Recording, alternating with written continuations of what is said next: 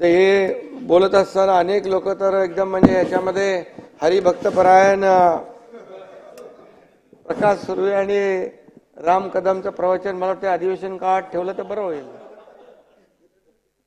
नाही, त्यांना बरीचशी माहिती आहे त्याच्यामध्ये. आणि खऱ्या अर्थाने ही महाराष्ट्र ही आपली संतांची भूमी आहे. अध्यक्ष महोदय,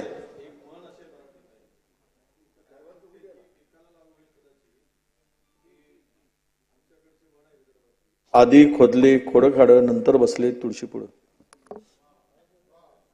ते काय काय कळलं नाही, कळलं नाही. ते आधी बसले काय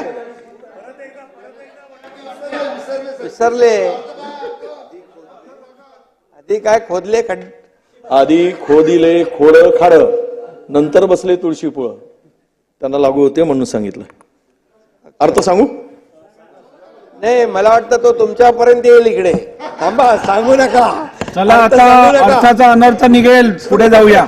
अर्थाचा अनर्थ होईल आणि तिथपर्यंत पोहोचेल. त्यामुळे महाराष्ट्र ही विजयभाऊ संतांची भूमी आहे.